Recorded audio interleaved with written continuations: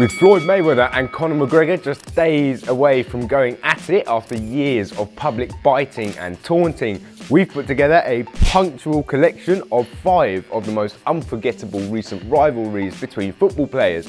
We've got fights, feuds, betrayals, never-ending disputes. It's going to be tasty, so we're going to get started. First, on the undercard, a Premier League pair with a story straight out of a soap opera. In the red-haired corner, Kevin De Bruyne, and in the blue corner, Thibaut, Pinocchio, Courtois. Back in 2013, while De Bruyne was cutting his teeth on loan at Werder Bremen, his then girlfriend, Caroline Linen, took a solo trip to Madrid.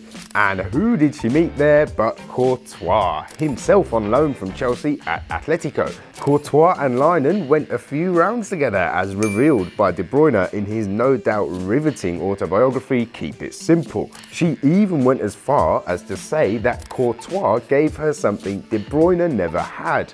Whatever that was, only Courtois himself knows. This one looked like it could get uglier than Chelsea's decision to get rid of De Bruyne in 2014, but the pair have apparently patched things over now. Disappointing, right? This is a rivalry with the perfect script. 2 players who did the same indispensable job for their teams, 2 teams who went toe-to-toe with each other and only each other for titles. And of course, the perfect cast, these 2 heavyweight midfield bruisers.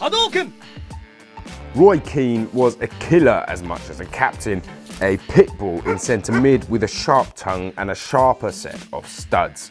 He had a long list of adversaries, Alan Shearer and the unsuspecting victim Alf-Inge Haaland among them, but he only really met his match in Patrick Vieira.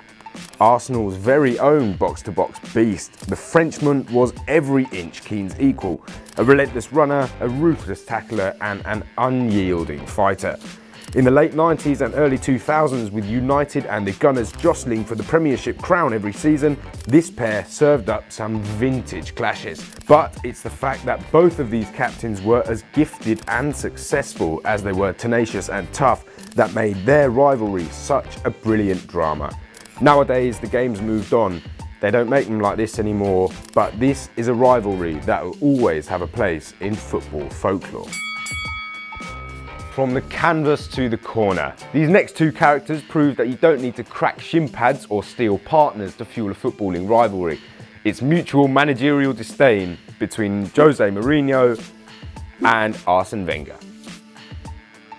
While Arsene Wenger might not seem the type for holding grudges and fueling feuds, Mourinho is obviously not the easiest bloke in the world to get along with. Unfortunately for Wenger, he's also not the easiest manager to defeat on the pitch. When Arsenal beat United back in May, it was the first time ever that Wenger had beaten a Mourinho team in a competitive match.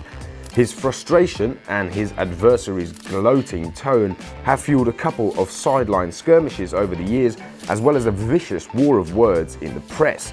Wenger has previously called Mourinho disrespectful and stupid, but big hitter Jose ducked, weaved and hit back with a big uppercut when he called Wenger a specialist in failure. With a new season underway again and pressure mounting on both managers to produce some serious silverware, don't be surprised to see these 2 in the ring together again sometime soon. This next one is deep, it's heavy, it's a family affair, it's a red top hack's dream, it's a soap opera standoff that's been going on for years, and it started when Mauro Accardi and Maxi Lopez were teammates at Sampdoria back in 2013. These 2 weren't just colleagues, they were also close friends, until Maxi Lopez's wife, Wanda Nara, decided that she'd shake things up. She apparently started chatting to Accardi. Soon enough, the pair were getting below each other's belts, and a short time later, with Maxi Lopez safely divorced and out the way, they married. Understandably, Lopez isn't all too keen on his former pal and snubbed his handshake offer when the 2 faced off in Serie A in 2016.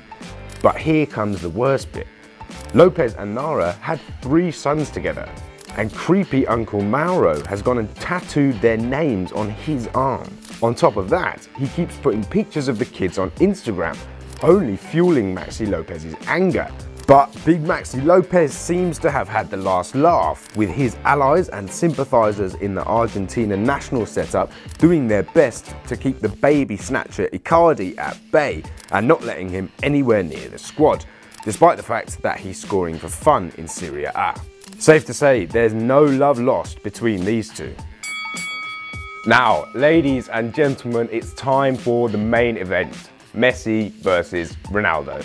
The battle of the Ballon d'Or has been raging for a long time, and despite the fact that both of these players are legends of the game in their own right, the irresistible comparisons and incessant competition mean that this is a rivalry that just won't rest.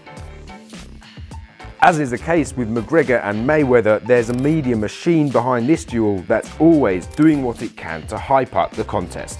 But Ronaldo in particular seems to be forever glancing in Messi's direction and obsessing about the unsettled question of who is the best player on the planet. The fact is, this is a natural matchup. If Ronaldo wasn't around, Messi would be the undisputed king, as would Ronaldo if Messi wasn't about. But they've each been doomed to share an era with the other, and only one of them can wear the belt. Now, there are enough contemplative comparisons and statistical summaries of this rivalry to fill the Library of Congress, and we could all sit around talking our lungs out about who's the best without coming to any agreement. All we know is that watching these two spar when Barcelona play Real is a privilege, and that when it comes to rivalries of the game, they don't get any bigger than this. Okay then, let us know what you think. Let us know if we missed anybody out, and of course, give us your prediction for this Saturday. Is it going to be Mayweather? Is it going to be McGregor walking home with the belt for which they're not fighting? See you next time.